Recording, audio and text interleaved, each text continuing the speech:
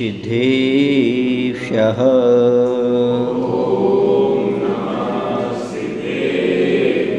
ॐ नमः सिद्धेभ्यः।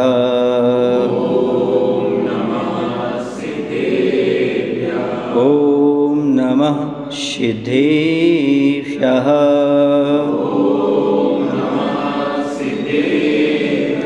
कारणमुक्कारम् अर्हन्तारं तहेव सिद्धारम् आर्यवज्रायाणं लोयम्ये सौसाहुरं लोयम्ये सौसाहुरं। बोलिए अहिंसा परमो धर्म की। देवादेव श्री महावीर भगवान की। आचार्य कुंद कुंद महाराज की। आचार्य गुरुदेव भगवान श्री विद्यासागर जी महाराज की।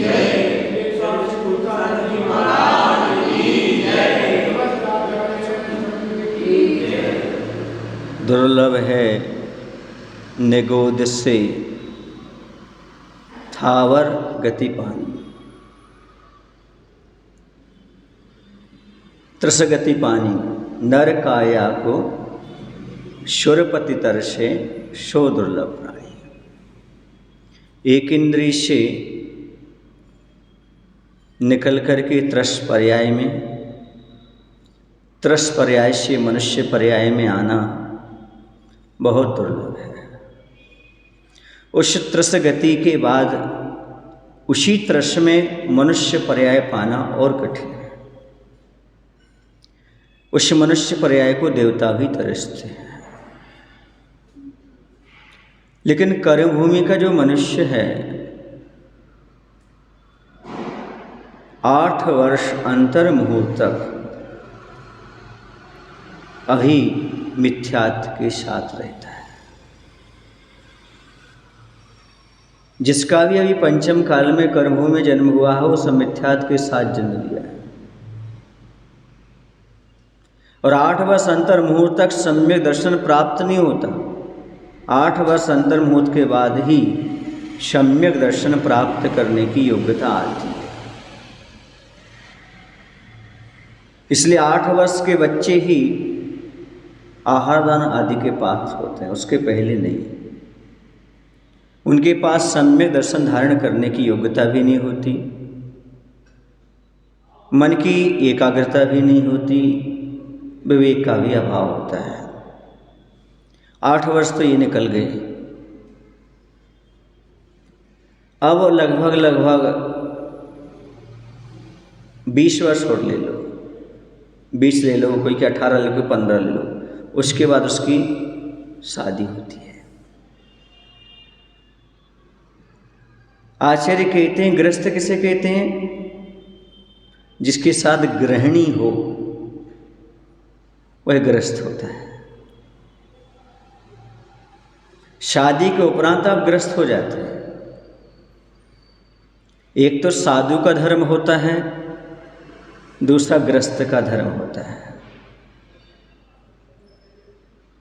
साधु का धर्म तो सबको मालूम है, लेकिन यह गृहस्थ का धर्म मालूम है? शादी करना,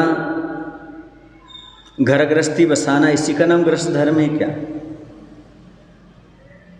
फिर शादी के बाद किस चीज़ की जरूरत पड़ती है, बता पाएंगे आप क्या? शादी के बाद किस चीज़ की जरूरत पड़ती है? शादी के बाद 2 चीज़ों की जरूरत पड़ती है। शादी के बाद खर्चा बढ़ जाता है और शादी के बाद पाप बढ़ जाता है। गृहस्थ जीवन में प्रवेश करते ही, गृहिणी आते ही खर्चा बढ़ जाता है और पाप बढ़ जाता है। प्रत्येक व्यक्ति शादी के बाद खर्चा बढ़ता है तो धन आर्जन करने लगता है, धन कमाने लगता है। लेकिन बिरले लोग होते हैं जो शादी के बाद पाप बढ़ता है ऐसे जान करके धर्म कमाने लगते हैं, धर्म करने लगते हैं। जैसे शादी के बाद खर्चा बढ़ता है तो धन की आवश्यकता है, वैसे यदि जीवन में शादी के बाद, गृहस्थ जीवन के बाद नियम से पाप बढ़ता है तो धर्म की आवश्यकता पड़ती है, पुण्य की आवश्यकता पड़ती है। जो धन बढ़ता है वो धन आपके लिए साधन सामग्री प्रदान करता है। क्या कह रहे हैं? धन से सुख नहीं मिलता, धन से शांति नहीं मिलती। धन से मात्र साधन या सुविधा सामग्री जुटाए जाते हैं, उनसे मात्र सुविधा और सामग्री प्राप्त होती है, लेकिन धर्म करने से सुख और शांति प्राप्त होती है। गृहस्थ को दोनों चीजें जरूरी हैं, धन भी जरूरी है तो धर्म भी जरूरी है। धन इसलिए जरूरी है कि खर्चा ना बढ़ जाए, कर्जा ना बढ़ जाए, इसे धन कमाते रहो, वरना खर्चा बढ़ेगा तो कर्जा उठाना पड़ेगा। ये तो सबको ध्यान देता है। आपने एक कहानी सुनी होगी, जब पांडव लोग वनवास में थे तब सभी को प्यास सता रही थी। उस समय पांडवों में से एक एक करके किसी सरोवर के किनारे जा रहे थे और पानी पीना चाह रहे थे, पानी लेकर भी आना चाह रहे थे, पर वहाँ पर यक्ष था। वह कहता था मेरे प्रश्न के उत्तर दो, उसके बाद पानी पीना। नकुल, सहदेव, इन सबों ने उत्तर नहीं दिया और पानी पीना शुरू कर दिया। यक्ष ने उनको अपने माया से सुला दिया। ये बात अर्जुन तक पहुंच गई, भीम तक पहुंच गई। चारों के चारों भाइयों ने उत्तर नहीं दिया यक्ष का। उसने चारों को लिटा दिया। अब नंबर किसके आए? किसका नंबर आया? युधिष्ठिर पहुंचे। बड़े विनम्र थे, उन्हें अनुभव था। उन्होंने कहा यक्षराज, पानी बाद में पीऊंगा, आपके प्रश्न का उत्तर दूंगा। उन्होंने बहुत सारे प्रश्न किए, उसमें जो प्रश्न मैं बताना चाह रहा हूँ वो यहाँ पर है। उसका मायना यहाँ पर सिद्ध होता है प्रसंग के अनुसार। उन्होंने एक प्रश्न पूछा युधिष्ठिर से, किम मोदते, संसार में कौन सुखी है? बताइए युधिष्ठिर जी, संसार में कौन सुखी है? तो उन्होंने जवाब दिया, संसार में वो सुखी है जो कभी कोई किसी से कर्जा नहीं लेता, वो हमेशा सुखी रहता है। आगे कहानी तो आपको मालूम होगी। और ये उन्होंने पूछा, संसार में आश्चर्य क्या है? क्या है संसार में आश्चर्य? संसार में आश्चर्य ये है, लोग देख रहे हैं कि लोग मर रहे हैं, फिर ये व्यक्ति अपने आप को अमर मान रहा है। बहुत सारे प्रश्न करने के बाद ये प्रश्न बहुत मार्मिक है। उन्होंने कहा, संसार में सुखी कौन? संसार में आनंद का अनुभव करने वाला कौन? तो धर्मराज युधिष्ठिर ने कहा, वही जो कभी कर्ज नहीं लेता। ऐसा सुनकर के उन्होंने पूछा कि बताओ, आपके इन चार भाइयों में से किसको जीवित कर दूं? अर्जुन को, भीम को? बोले नहीं, मेरी माँ का तो मैं हूँ, दूसरी जो माँ है उनका क्या नाम था? माद्री। उनमें से कोई उनका बेटा कर, नकुल या सहदेव कर दो। उन्होंने कहा, तुम इतना प्रेम है माँ से, माँ की ममता, अपनी माँ का तो मैं बेटा हूँ, उस माँ का बेटा ये हो जाएगा। वो बहुत प्रभावित हुए। उन्होंने कहा, तुम श्वास से प्रेरित नहीं हो, तुम परमात्मा से भरे हो। उन्होंने चारों भाइयों को स्वस्थ कर दिया। यहाँ पर प्रश्न ये है कि संसार में सुखी कौन है? जो कभी कर्जा नहीं लेता। और परलोक में सुखी कौन रहता है? इस लोक में सुखी वो है आपकी दृष्टि में जो कर्जा नहीं लेता, अर्थात आमदनी से ज़्यादा खर्च नहीं करता, वो सुखी रहता है। और आचार्य कहते हैं जो पुण्य से ज़्यादा पाप नहीं करता वो सुखी रहता है। जैसे आपका खर्चा बढ़ता है तो आमदनी बढ़ना जरूरी है, वैसे ग्रस्त जीवन में प्रवेश करते ही पाप बढ़ रहा है तो पुण्य बढ़ाना भी जरूरी है। वरना क्या होगा, दीपावली को दिवालिया निकल जाएगा। यदि आप आमदनी से ज़्यादा खर्चा करते हो तो दीपावली को दिवालिया निकल जाएगा। और यदि आप पुण्य से ज़्यादा पाप करते हो तो क्या होगा, आपका दुर्गति में जाना पड़ेगा। इसलिए जितनी आपकी आमदनी है उतना ही खर्चा करें, जितना आप धर्म ध्यान पुण्य कर रहे हैं उतना ही पाप करें। महाराज जी आप पाप करने की अनुमति दे रहे हैं क्या? नहीं नहीं नहीं, यदि आपसे नहीं रहा जा रहा है तो तराजू को बराबर रखें। यदि आप 6 कार्यों में लगते हैं तो 6 आवश्यक भी करिएगा। कृषि मत्स्य आदि जो 6 कर्म हैं वो करते हो तो आचार्यों ने उसके पाप धोने के लिए 6 आवश्यक भी बताए। देव पूजा, गुरु उपासना, स्वाध्याय, संयम, तप। जैसे जैसे आपका पाप बढ़ता जाए वैसे वैसे आपको पुण्य बढ़ाने की आवश्यकता है। आचार्य कहते हैं कि जब तक आपकी शादी नहीं हुई, आप गृहस्थ जीवन में नहीं गए, तब तक पूरे 5 पाप नहीं हुए आपके। लेकिन जैसे आप गृहस्थ जीवन में गए, 5 पाप हुए बिना रह ही नहीं सकते। 5 पाप आ जाते हैं गृहस्थ जीवन में प्रवेश करते। पाप प्रणाली का 5 पाप आ जाते हैं पूरे के पूरे, क्योंकि जो गृहस्थ जीवन है वह 5 पापों की नालियों से होकर के गुजरता है। पूरे के पूरे 5 पाप आपके गृहस्थ जीवन में होते हैं, इस बात को हमेशा ध्यान रखना। और जब आपके 5 पाप शुरू हो गए हैं तो आपका कर्तव्य है आपके लिए पंच परमेष्टि की आराधना शुरू कर देना चाहिए, तभी आप बैलेंस बना पाएंगे। बैलेंस बनाने की बहुत आवश्यकता है। आप मोबाइल के बैलेंस का ध्यान रखते हो, आप गाड़ी के चलाते समय बैलेंस का ध्यान रखते हो, अपनी बॉडी का बैलेंस का ध्यान रखते हो, तो पुण्य पाप के बैलेंस का ध्यान क्यों नहीं रखते हो? ये निश्चित ही नियम है, ग्रस्त जीवन पापों से भरा हुआ है। आचार्य कहते हैं आमदनी कम खर्चा ज़्यादा लक्षण है मिट जाने के। मूकमाटी ग्रंथ में लिखते हैं आचार्य, क्या लिखते हैं? आमदनी कम खर्चा ज़्यादा लक्षण है मिट जाने के, कुवत कम गुस्सा ज़्यादा लक्षण है पिट जाने के।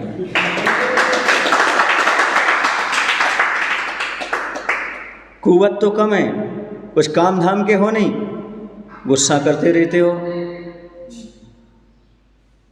और जितनी गुस्सा करोगे आप उतने लक्षण किसके हैं? यदि तुम काम के हो तो गुस्सा फिर भी जायज़ है, यदि आप काम के नहीं तो गुस्सा जायज़ नहीं है। आप कुछ करके दिखाओ तो आदमी गुस्सा सहन कर लेगा, क्योंकि दुधारू गाय की लात भी आदमी सहन कर लेता है। यदि गाय दूध ना दे तो कोई उसकी लात सहन नहीं कर सकता, डंडा मारेगा। और कई बार तो लोग होते हैं दूध निकालते समय तो पुचकारते हैं, और यदि गाय ने लात मार दी तो बाद में डंडा ही मार देता दूध निकालने के बाद, दूध दुहने के बाद। इस स्वार्थी दुनिया में जो है ना,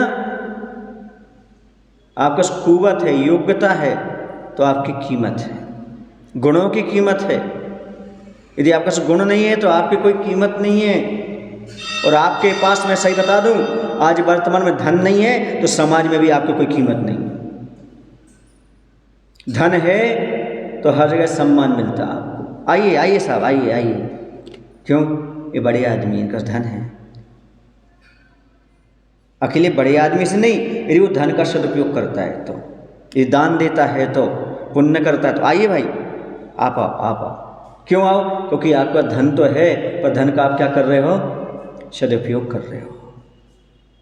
इसी प्रकार से जैसे धन से सम्मान आदि मिलता है, जैसे धन से सुविधा मिलती है, जैसे धन से सामग्री मिलती है, वैसे धर्म भी कभी मत भूलो, उससे सुख और शांति मिलती है। ग्रस्त जीवन में कई लोगों के पास सुविधा और सामग्री की कमी नहीं है।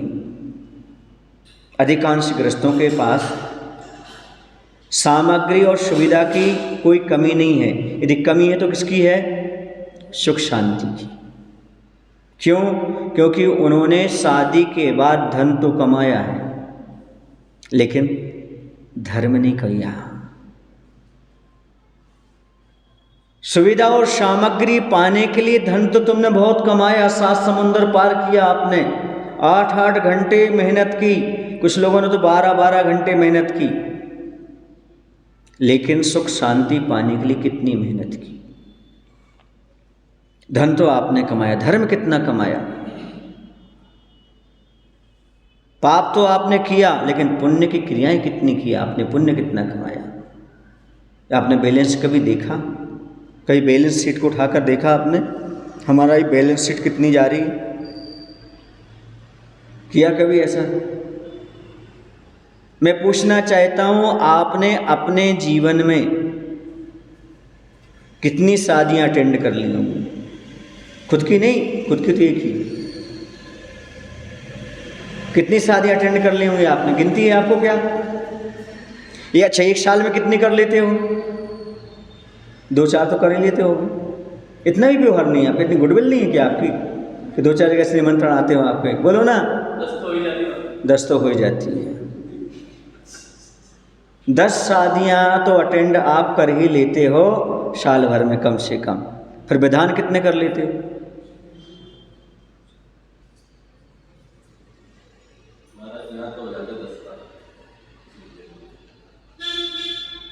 होना अलग चीज है, आगे आकर के अटेंड करना अलग चीज है। होना अलग चीज है, आगे आकर के अटेंड करना अलग चीज है। यदि जितनी आप शादियां करते हो उतने विधान करना भी आपको जरूरी है, तभी आपका बैलेंस बनेगा। आप कितना कमाते हो साल भर में और दान कितना करते हो? कितना परसेंट दान करते हो? क्या बैलेंस है आपका? आपने विचार किया? आपने चिंतन किया? क्या बैलेंस है आपका? कमा तो रहे हो, साधन सुविधा तो बढ़ा रहे हो, लेकिन सुख शांति कैसे बढ़ेगी? ग्रस्त जीवन में रहकर साधन सुविधा नहीं, सुख शांति की भी खोज करो। ग्रस्त जीवन में धन ही मत कमाओ, धर्म भी कमाने की भावना रखो, तब आपका संतुलन बन करके चलेगा। बहुत सारे लोग हैं शादी करने के बाद परेशान हैं, पुत्र नहीं होता, परेशान है पत्नी से नहीं बनती, परेशान है बेटा हुआ तो जैसा चाहा था वैसा नहीं है, शरीर से कमजोर है। क्यों? शादी के बाद धन पर ध्यान तो दिया है, पर धर्म पर ध्यान नहीं दिया है। अब जब मुसीबत नजर आ रही है तब आपके लिए धर्म याद आ रहा है। वो तो ऐसा हो गया, जब रोग हुआ तो औषधि याद आ गई, और रोग ठीक होगा तो औषधि छूट जाएगी, बात खत्म। गरज पड़े का धर्म हो गया। लेकिन ये चिंतन करना है, हमें विचार करना है, क्या हम साधन सुविधा में ही पूरा जीवन निकाल लेंगे कि कभी सुख शांति से बैठने का ही मन बनाएंगे? सारे कार्य हमारे पाप के ही चलते रहेंगे, क्योंकि कुछ क्रियाएं हमारी पुण्य रूप भी चलेंगी। 5 पापों की नाली में रहने वाले व्यक्ति के लिए सुख कहाँ से मिलेगा? सुगंध कहाँ से मिलेगी? आपने सोचा चारों तरफ से नालियां बह रही हों और बीच में आप बैठेंगे, सुकून का अनुभव करेंगे? न रात को सुकून न दिन को चैन है, ना रात को चैन है। भले आपके गले में सोने की चैन है, क्यों? क्योंकि नालियां हैं ना, अभी इन नालियों को ढकने का प्रयास करो। आचार्यों ने ये 6 आवश्यक ढक्कन दिए हैं ताकि उन नालियों की दुर्गंध से आप बच सको, यहाँ आकर के भगवान की भक्ति कर सको, आराधना कर सको। ये सारे आयाम आपके लिए प्रदान किए। वो व्यक्ति सुखी नहीं है जिनके पास धन ही धन है, अकूट धन है, बल्कि सुखी वो हैं जिनके पास धन भी है और उनकी श्रद्धा धर्म में भी है, पुण्य की क्रियाओं में भी है, वो सुखी हैं। धन भी कमा रहे हैं, घर गृहस्थी भी बढ़ाते जा रहे हैं और यहाँ पर समाज में भी अपनी इज्जत कमाते जा रहे हैं, भगवान की भक्ति करते जा रहे हैं, स्वाध्याय करते जा रहे हैं, अपना पुण्य भी बढ़ाते चले जा रहे हैं। कल मैं बता रहा था आपको, बहुत सारे एग्जाम्पल दे रहा था कि जो धर्मात्मा होते हैं, पुण्य करते हैं, दान देते हैं, पिच्छी लेते हैं, बता रहा था ना उनका पुण्य कैसे काम करता है। कल ही किसी ने हमें बताया, महाराज जी शिखर जी जा रहे थे, बहुत सारे लोग है ना, कितने लोग थे? 110 लोग थे। तो बताते हैं बाकी लोग तो खतरे में आ गए, वो खतरे से बाहर हो गए। अब तो मानना पड़ेगा ना आपको, चाहे वो धनी हो चाहे गरीब हो, बस पुण्य साथ में है तो कहीं भी बच जाओगे। और चाहे गरीब हो चाहे धनी हो, यदि पुण्य साथ में नहीं है तो कहीं भी चले जाओ, कहीं नहीं बच सकते आप। साक्षात प्रत्यक्ष देखने में मिलता है, जो धर्म करता है, जो पुण्य कमाता है, वह आपत्ति के समय आनंद का अनुभव करता है, और जो पाप में लीन रहता है वह संपत्ति के समय भी दुखी बना रहता है। संपत्ति और आपत्ति सुख दुख का कारण नहीं है। ये संपत्ति और आपत्ति विपत्तियां तो संसार में लगी हुई है, बस तुम्हारा मन कहाँ लगा है ये महत्वपूर्ण है। यदि आपका मन पाप में लगा हुआ है तो संपत्ति भी विपत्ति का कारण है, और यदि आपका मन पुण्य में लगा हुआ, धर्म में लगा हुआ है, तो विपत्ति भी संपत्ति का कारण बन जाएगी। ये नियम है। कई बार ऐसा होता है, सामने वाला हमारा अहित करना चाहता है और हमारा हित हो जाता है, और सामने वाला हित करना चाहता है, अहित हो जाता है। देने वाला आपके लिए हीरे रत्न देता है, अंगारे बन जाते हैं। कभी धन्य कुमार की, उसकी क्या नाम है उसका, अकृत पुण्य की कहानी पढ़ लेना, आपको समझ में आ जाएगा। दिए जा रहे हैं रत्न, किस में परिवर्तित हो रहे हो? अंगारे। किसका उदय है? पाप का उदय है। और जहां पर नाल खोद रहा है वहां पर खजाना मिल रहा है, ये किसका उदय है? पुण्य का उदय है। कोयले की खदान में भी हीरा निकल आता है, किसकी वजह से? पुण्य की वजह से। काश ग्रस्त इस चीज को समझ पाता और धन कमाने के साथ धर्म कमाने लगता, बैलेंस बनाने लगता, तो सारी विडंबनाएं अपने आप समाप्त हो जाती। जहाँ जहाँ साधु संतों का प्रवास रहता है, जहाँ जहाँ इस वस्तु स्थिति को लोग समझ गए हैं, पहले वो कितने गरीब थे अब कितने गरीब हैं आप खुद अनुमान लगा सकते हैं। जिन जिनने गुरुओं का सानिध्य पा करके दान दिया है, मंदिर का निर्माण कराया है, समाज का भला किया है, गौशाला में दान दिया है, मंदिर निर्माण में, वो आज रात दिन दूने रात चौगुने वृद्धि को प्राप्त कर रहे हैं। सुविधा और सामग्री भी मिल रही है, सम्मान और कीर्ति भी बढ़ रही है, और अंदर में सुख शांति भी मिल रही है, कोई कमी नहीं पड़ रही। क्यों? क्योंकि उन्होंने इस मर्म को समझ लिया है, इस मर्म को उन्होंने समझ लिया है। आप चाहते हैं महाराज जी हमें सुख दो, हम कौन होते आपको सुख देने वाले? महाराज जी आशीर्वाद और दुख दूर हो, हम कौन होते तुम्हारे दुख दूर करने वाले? उपाय बता सकते हैं, तरीका बता सकते हैं। आप दुख से कैसे मुक्त होइए, आप सुख कैसे प्राप्त कर सकते हैं, ये मत तरीका बता सकते हैं। तरी में जाने से मिले तरीका, ऐसा समझे? तरी समझते हो? भीतर भीतर भीतर तरीका ज्ञात होने पर मिले तरीका।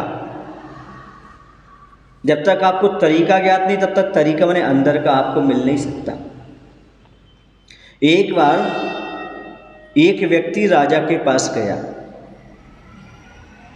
उसने कहा राजन मुझे और कुछ नहीं चाहिए, सब कुछ है हमारे पास, हमें रोज दूध मिलता रहे। उसने दूध क्यों मांगा?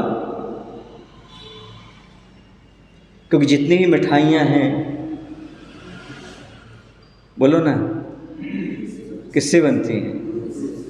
दूध से दही, छाछ, रबड़ी, छेना, रसगुल्ला, गुलाब जामुन, कलाकंद और क्या क्या बोल दें, रसमलाई, खीर, घी, और घी से सारे पकवान बनते हैं।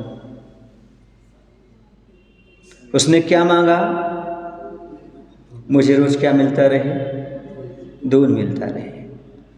आपने सबको सब कुछ दिया, हम पर कृपा कीजिए राजन, हमें और कुछ नहीं चाहिए, हमें मात्र दूध चाहिए रोज। जैसे आप लोग कहते भगवान हमें कुछ नहीं चाहिए, सब कुछ है, भगवान का दिया सब कुछ है हमारे पास, फिर क्या चाहिए? बस महाराज हमारे बच्चे सही लाइन पर आ जाएं, और कुछ नहीं चाहिए। उसने भी एक ही निवेदन किया मात्र कि हमारी दूध पीने की, रबड़ी खाने की ये सारी इच्छाएं पूर्ति हो जाएं। ठीक है, राजा ने कहा भाई आशीर्वाद है, तथास्तु, तुम्हें ये चीज़ें मिल जाएंगी, तुम्हारे घर पहुंच जाएंगी, आप चिंता मत करो। और घर जाकर के इंतजार कर रहा है। जैसे आप लोग कहते हैं महाराज का आशीर्वाद है तो अच्छा हो जाएगा, इंतजार करो सब अच्छा होगा, जिसने आशीर्वाद दिया है, महाराज ने आशीर्वाद दिया है, सब अच्छा होगा। अब तो वो भी इंतजार कर रहा है। कौन इंतजार कर रहा है? वो व्यक्ति जो राजा से मांग करके गया है। राजा ने उसके यहाँ एक गाय भेज दी। क्या भेज दी? वो अपना माथा ठोकने लगा, मैंने क्या मांगा था रोज, उन्होंने क्या ला के रख दी हमें? गाय। ऐसे हम महाराज के पास जाते हैं, बार बार कहते हैं महाराज हमें सुख मिले, धन मिले। महाराज कहते हैं ऐसा करो, ऐसा करो, ऐसा करो, सुख देते नहीं, धन देते नहीं है।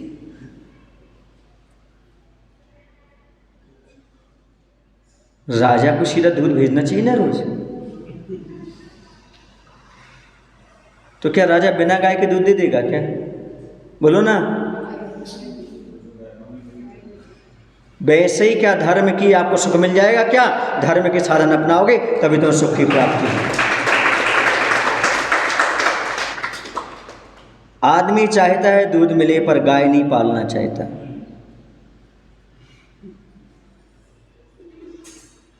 आदमी चाहता है दूध मिले पर गाय नहीं पालना चाहता। आदमी चाहता सुख मिले पर धर्म का पालन नहीं करना चाहता। जो दूध ना चाहते हुए भी गाय का पालन करते हैं उन्हें दूध उपलब्ध हो जाता है। वैसे ही जो सुख ना चाहते हुए भी धर्म का पालन करते हैं उन्हें सुख अपने आप प्राप्त हो जाता है। जिसके घर में गाय होगी उसे दूध की कमी नहीं, दही की कमी नहीं, छाछ की कमी नहीं, छेना की कमी नहीं, रसगुल्ला की कमी नहीं, घी की कमी नहीं, पकवान की कमी नहीं, मिठाई की कमी नहीं, बोलो ना, श्रीखंड की कमी नहीं, आइसक्रीम की कमी नहीं, कोई कमी नहीं आने वाली। इसी प्रकार के जिसके घर में धर्म का पालन होता है उसके घर में संतान की कमी नहीं, सुख शांति की कमी नहीं, धन की कमी नहीं, सुविधा की कमी नहीं, नौकर की कमी नहीं, देवताओं की कमी नहीं, सारी सेवा करने के लिए तैयार हो। गाय को पालो, सब कुछ मिलेगा। धर्म को पालो, सब कुछ मिलेगा। मात्र एक गाय का पालन करने के लिए सब कुछ मिल रहा है। एक गाय का पालन करने से सारी मिठाइयों खाने की इच्छा पूरी हो रही है। वैसे एक धर्म का पालन करने से तुम्हारे जीवन की सारी इच्छाओं की पूर्ति हो रही है। वो आदमी तो गाय को वापस करने चला गया, तुम तो नहीं हुए ऐसे कह रहे हमारा अपना धर्म नियम आप ही रखो, हमें तो सुख देते जाओ, बस नियम आप पालो। बोलो ना, और सुख हमें मिल जाए। गाय दूसरा पाले और तुम्हारी दूध पीने की इच्छा हो जाए, पूरी हो जाए। संभव नहीं, बिना इसके संभव सुने जाए, संभव वो महंगा है। गाय तो एक बार खरीदोगे और हमेशा दूध पियोगे, और दूध एक बार खरीदोगे फिर दोबारा खरीदना पड़ेगा। सुन रहे हो आप लोग कि नहीं?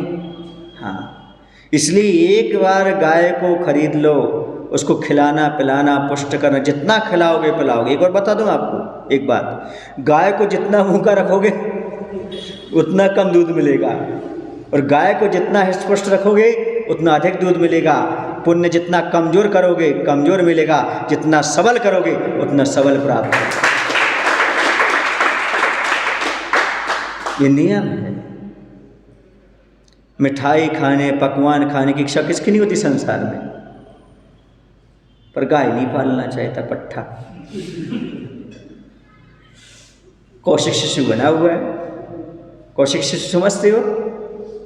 कल्याण मंदिर में पढ़ाया था कौशिक शिशु। कौशिक माने उल्लू, शिशु माने पट्ठा, उल्लू का बच्चा। चाहता तो है संसार के सारे सुख हमें प्राप्त हों, पर धर्म से जी चुराता है। पुण्य की क्रिया से मैं आलस्य कर जाता है, सो जाता है घर जा करके। सुन रहे हो ना? आशीष सो जाता है घर जा करके, अभिषेक में नहीं आ पाता, पूजन में नहीं आ पाता, आलस्य कर जाता है। तो क्या होता है, क्या होता है? फिर दूध पीने की इच्छा नहीं होगी, मतलब वो इच्छा पूर्ण नहीं होगी। ऐसी सुख सामग्री मिलने वाली नहीं है। इस समय आलस्य मत करो। दो स्वार्थी लोग थे। कौन थे? स्वार्थी लोग। उन लोगों के लिए एक गाय दे दी, भैया लोग गाय को पालो, दूध बेचो, आजीवन अपना काम निकालो। उन्होंने भी मान लिया कि 5 दिन तुम रखना, 5 दिन तुम रखना। अब स्वार्थी लोग क्या करेंगे? 5 दिन दूध तो निकालता रहा, क्या खाने पीने नहीं दिया गैया को? क्या निकालता रहा? दूसरे को उसने कही दिया भैया अब तुम पालो।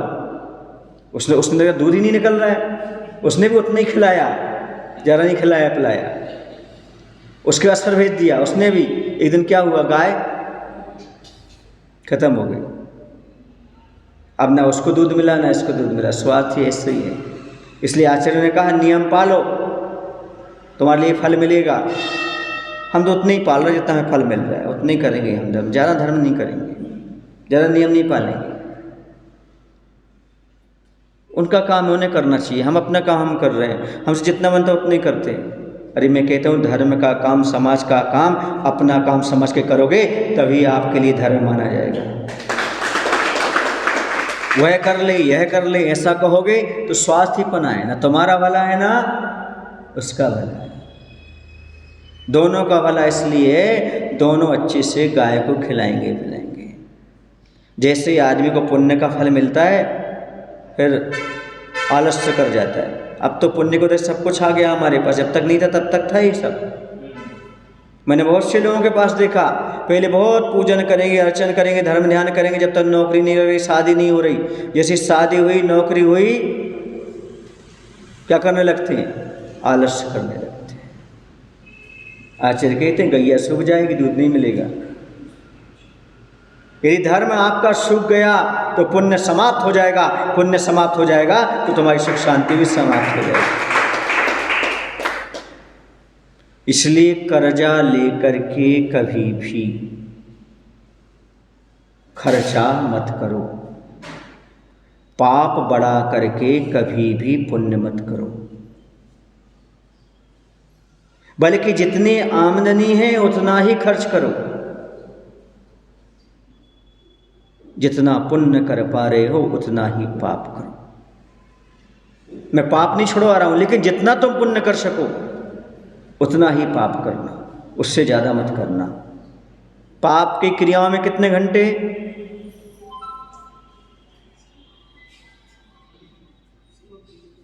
1 घंटा छोड़ करके, सुबह आध पौन घंटा और 15-20 मिनट शाम को ले लो। 1 घंटा 1.5 घंटा मान लो, बाकी 23 घंटे 23.5 घंटे क्या चलता है? वही आत्म ध्यान, वही पाप की क्रिया। बैलेंस कहाँ है आपका? जो पहले महापुरुष होते थे उनका कितना आरंभ होता था, कितना परिग्रह होता था, कितनी हिंसा होती थी, युद्ध लड़ते थे, फिर मोक्ष चले गए वो, क्योंकि उनका धर्म पुरुषार्थ का बैलेंस था। वो 8 घंटे राज्य संचालन के लिए देते थे, 8 घंटे अपने शरीर और परिवार को देते थे, लेकिन 8 घंटे वो धर्म ध्यान में लगाते थे। 8×3 = 24 ऐसा उनका था। आपका कैसा बैलेंस है? बोलो ना। आध घंटे उनका, 8 घंटे आपका। बताओ कैसे काम बनेगा? कैसे काम बनेगा? कर्जा कर्जा कर्जा बढ़ता चला जा रहा है। अब जब कर्जा बढ़ेगा तो क्या होगा?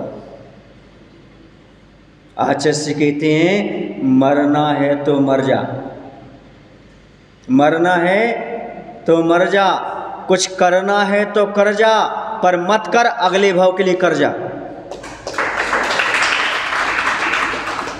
कुछ करना है तो, मरना है तो, पर मत कर तू कर जा। पाप कर्म का कर्जा बांध के जा रहा है। पुण्य के उदय से मनुष्य पर्याय मिली थी, पुण्य के उदय से दौलत मिली थी, पुण्य के उदय से स्वस्थ शरीर मिला था, पुण्य के उदय से बुद्धि काम कर रही थी, पुण्य के उदय से जिनालय मिले थे, पुण्य के उदय से साधु मिले थे, पर तू सो गया पट्ठा, ना अभिषेक कर रहा है, ना पूजन कर रहा है, ना दान दे रहा है, ना स्वाध्याय कर रहा है, तू कर्जा बढ़ा रहा है, कर्जा बढ़ा रहा है, अगले भाव में दुखी होगा तू। और जो व्यक्ति पुण्य के उदय से सब चीज़ें आई हैं, वह समझ रहा है, प्राप्त हुई हैं, वह रोज अभिषेक करता है, रोज पूजन करता है, स्वाध्याय करता है, दान देता है, संयम का पालन करता है, वो कभी कर्जदार नहीं होगा, वो साहूकार है, अगले भाव में आनंद का अनुभव करेगा।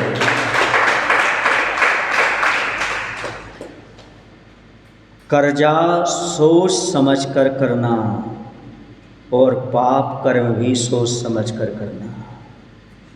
छोटा सा कर्जा कालांतर में बहुत बड़ा हो जाता है और थोड़ा सा पाप कालांतर में बहुत बड़ा हो जाता है। या तो कभी कर्जा लेना नहीं, या तो जीवन में पाप करना नहीं। कर्जा ले रहे हो तो वक्त पर चुकाओ, बैलेंस बढ़ाओ, उतना कमाओ। लोन लेते हैं ना, लोन व्यापार शुरू करते हैं तो क्यों लेते हैं? ताकि हम क्या कर सकें? और कमा सकें, और कमा करके उसका आधा चुका दें और आधा अपने पास रख सकें। ऐसी क्षमता वाले ही लोन लें। वैसे ही जिनके पास पुण्य करने की क्षमता है वही पाप करें, वरना ना करें। मैंने देखा है दुनिया में जितने भी पाप करने वाले हैं सारे पुण्यशाली जीव हैं। कोई पापी है तो पापी पाप कर ही नहीं पा रहा। देख लो ना, जितने घोटाले करे किसने किए? कहीं ना कहीं पुण्यात्मा ने किए। खूब अपार धन था, पद था, ये पुण्य से नहीं मिला क्या? अब पाप में गए तो कहाँ पहुँच गए? जेल में पहुँच गए, दुखी हो रहे हैं। तो पुण्य के उदय में ऐसा काम मत करो, पुण्य के उदय में ऐसा काम मत करो कि पाप का उदय आए तो कोई तुम्हारा साथ ही ना दे। पुण्य को तो इतने मत इठलाओ, इतना अभिमान मत करो, परिवार को इतना इग्नोर मत करो, धर्म का इतना इग्नोर मत करो कि जब बाद में तुम्हें आपत्ति आए, हे भगवान मुझे बचा लो, हे परिवार मुझे बचा लो, कोई तुम्हारा साथ ही ना दे। क्योंकि ये पुण्य का उदय है। जब तक तेरे पुण्य का बीता नहीं करा तब तक तुझको माफ है, ओगन कर तू 1000। अरे पुण्य चल रहा है बेटा, ओगन 1000 करता जाए तो भी कोई दिक्कत नहीं, लेकिन जैसे ही ये घड़ा फूटेगा वैसे ही तेरी आंखों से पानी फूटेगा। आंखों से पानी फूटना समझते हो क्या कहलाता है? रोना, आंसू आना शुरू हो जाएगा, क्योंकि इस बात को तू भूल चुका है अच्छी तरह से। पाप में तो लीन है लेकिन धर्म की क्रियाओं को छोड़ चुका है, धर्म करना नहीं चाह रहा है। सबसे बड़ी दुश्मनी यदि व्यक्ति की आज है तो मात्र धर्म से है। धर्म की तरफ देखना नहीं चाहता, आराधना पूजा करना नहीं चाहता। पूजा सूजा सी लगे शत्रु से जिन राज, पूजा सूजा सी लगे शत्रु से जिन राज, बैरी सो मंदिर लगे प्राण लेत मुनिराज। जी आ गए महाराज प्राण खावे खिलाने, परेशान करने के लिए। पूजा कैसी लगती है? सूजा से चुभती है। कौन पूजन करे? पूजन का नाम लेते ही सूजा से चुभने लगता है अंदर। पूजा सूजा सी लगे शत्रु से जिन राज। अरे भगवान और का कछु काम नहीं है, बैठे हैं वेदी में पूजा और करवा रहे हैं हमसे। बैरी से मंदिर लगे। अरे भैया कौन जाए मंदिर? मम्मी को छोड़ करके बाहर से बाहर लौट जाते, पत्नी को छोड़ के बाहर से बाहर लौट जाते, कौन आए? ऐसे बहुत से लोग हैं, तुम्हारी नहीं कह रहा हूँ, बहुत से लोग हैं। और प्राण लेते मुनिराज जी, और मुनिराज आ गए, अब तो नियम देंगे ही देगी, अब तो करवाएं तुम्हें करना पड़ेगा। ऐसे व्यक्ति का कर्जा नहीं बढ़ रहा तो क्या हो रहा है? ऐसा व्यक्ति दुर्गति में नहीं जाएगा तो कहाँ जाएगा? ऐसा व्यक्ति अशांति का अनुभव नहीं करेगा तो क्या करेगा? आज भी चेत जाओ, आपके लिए यदि पूजन कर्तव्य लगने लगा, मंदिर यदि आपके लिए स्वर्ग लगने लगा, मुनिराज यदि आपके हितैषी लगने लगे, तो समझ लेना तो हमेशा सुखी रहोगे, दुर्गति में नहीं जा सकते।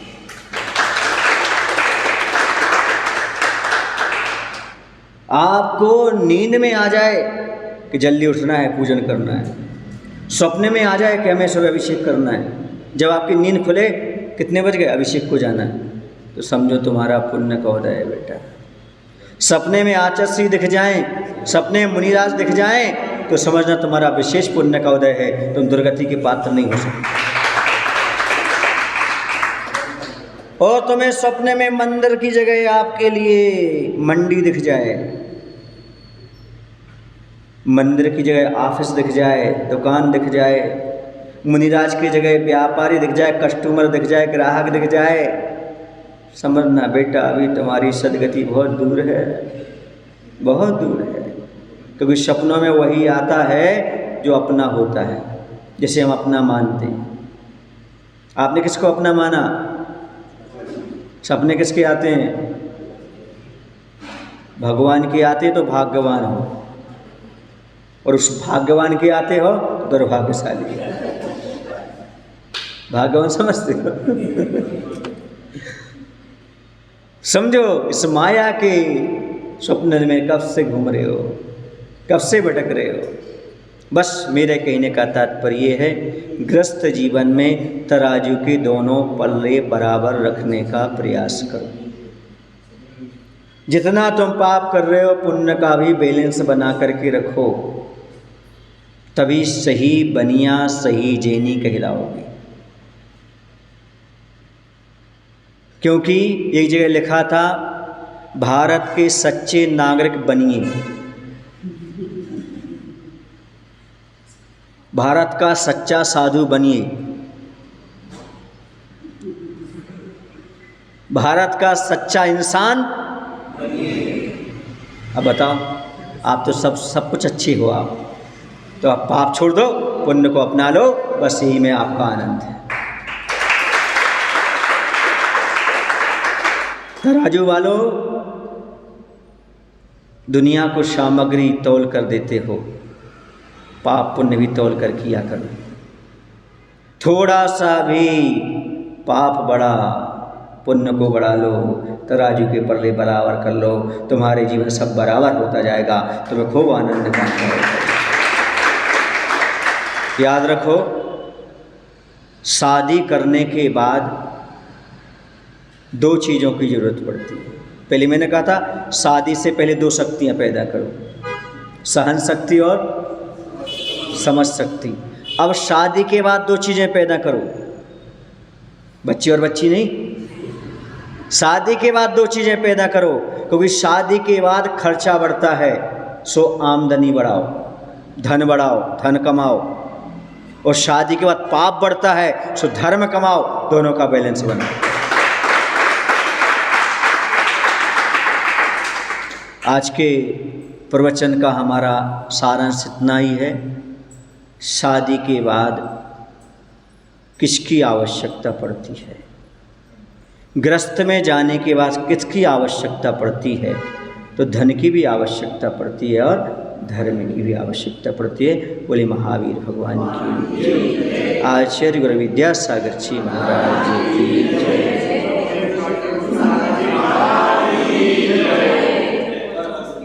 बोले आचार्य विद्यासागर जी महाराज की। जावाणी के ज्ञान ते सूझे लोकालो, सो वाणी मस्तक धरो सदा।